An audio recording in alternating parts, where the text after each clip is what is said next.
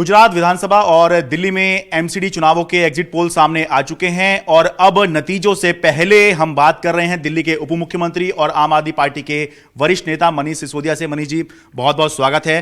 पहले मैं आपसे सवाल पूछूंगा, दिल्ली के उप मुख्यमंत्री के तौर पर एमसीडी के जो एग्जिट पोल हैं वो ये बता रहे हैं कि आप एक बड़ी बढ़त लेकर जो है बीजेपी का 15 साल का जो शासनकाल है वो खत्म करने जा रहे हैं। इस पर पहले आपकी प्रतिक्रिया चाहूंगा।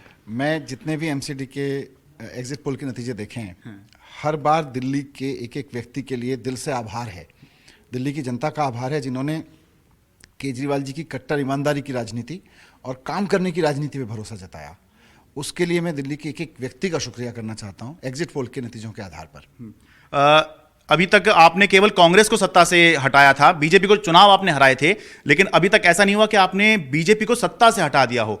तो ये अगर जो एग्जिट पोल कह रहे हैं यही अगर सत्य हो जाता है तो क्या मैसेज क्या है इसमें आपके हिसाब से? मैसेज साफ है कि भारतीय जनता पार्टी दिन रात गाना गाने में लगी रही, झूठे आरोप लगाने में लगी रही कि केजरीवाल जी के मंत्री बेईमान हैं, मनीष सिसोदिया ने इतना बड़ा घोटाला कर दिया, सत्येंद्र जैन ने घोटाले कर रखे हैं। दिल्ली की जनता इन पे किसी पे विश्वास नहीं करती। दिल्ली की जनता जानती है भारतीय जनता पार्टी झूठ बोल रही है।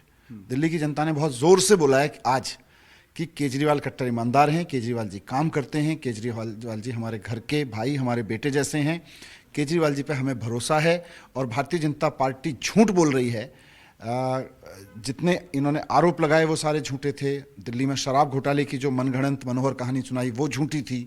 दिल्ली की जनता का ये अब कहना है कि ये सारी चीज़ें झूठ हैं। केजरीवाल जी कट्टर ईमानदारी की राजनीति करते हैं। आज दिल्ली की जनता उस पर मुहर लगा रही है। फिर अगर आरोपों की बात हम छोड़ भी दें, जो विजय ने आरोप लगाए, खूब आरोप लगाए बीजेपी ने, लेकिन कैंपेन जिस तरह से किया, जितनी आक्रामकता के साथ किया, बहुत सारे केंद्रीय मंत्री, बहुत सारे सांसद, बहुत सारे मुख्यमंत्री चुनाव प्रचार में उतरे थे और आपके मुख्यमंत्री खुद गुजरात में थे, आखिरी के दिनों में वो आए हैं। तो उसके हिसाब से आप लोग जो है ऐसा लग रहा था कि संसाधन बटे हुए हैं, थोड़ा उस तरह से आक्रामकता आप लोगों की नहीं दिखाई दी थी, फिर भी इस तरह का नतीजा आ रहा है। देखो, इन्होंने एमसीडी के चुनाव में, नगर निगम के चुनाव में अपने 8 मुख्यमंत्री लगाए, 7-8 मुख्यमंत्री इनके आए, 17 केंद्रीय मंत्री लगाए, मैंने देखा।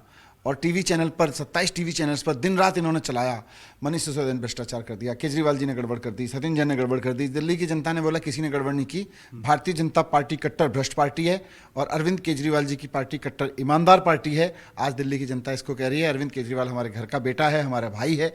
ये दिल्ली की जनता कह रही है और इनके किसी आरोप में कोई दम नहीं है।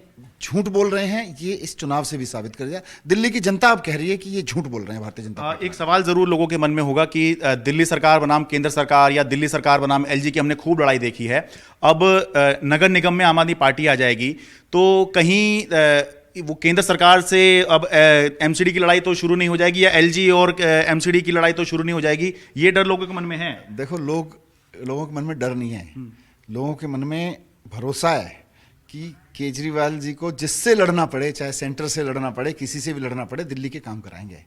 भारतीय जनता पार्टी ने वही नहीं कराया। केजरीवाल जी लड़ेंगे भी तो दिल्ली की जनता के लिए लड़ेंगे। दिल्ली ये जानती है, अभी तक कोई नहीं लड़ा दिल्ली की जनता के लिए, सब हाथ जोड़ के खड़े रहते थे। आज केजरीवाल जी लड़े हैं, इसी तो लोगों ने भरोसा जताया, इसीलिए इनके सारे झूठ बेनकाब हो गए। ये एक के बाद एक झूठ बोलते रहे, रोज मनोहर कहानी सुनाते रहे, रोज कुछ ना कुछ झूठ आरोप लगाते रहे। सारे झूठे आरोपों के बारे में आज दिल्ली की जनता कह रही है कि भारतीय जनता पार्टी झूठ बोल रही थी, भारतीय जनता पार्टी बेईमान पार्टी है, 15 साल से इसने बेईमानी की।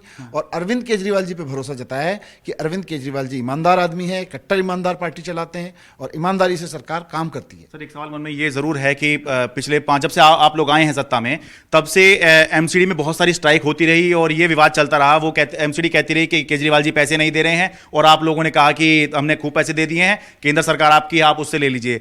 अगर ये पैसे की समस्या जो है क्या अब नहीं आएगी या कैसे? अगर मान लीजिए केंद्र सरकार ने आपको पैसा नहीं दिया फिर कैसे होगा? केंद्र को पहले कौन सा दे रही थी, केंद्र कौन सा दिल्ली सरकार को दे रही है? यही तो मैं कह रहा हूं कि भारतीय जनता पार्टी ने इतने झूठ बोले और दिल्ली की जनता ने एक पे भरोसा नहीं किया। कभी पैसे को लेकर झूठ बोला, कभी ये शराब घोटाले को लेकर झूठ बोला, कभी ईमानदारी को लेकर झूठ बोला। हर तरह के झूठ और षड्यंत्र भारतीय जनता पार्टी ने रचे।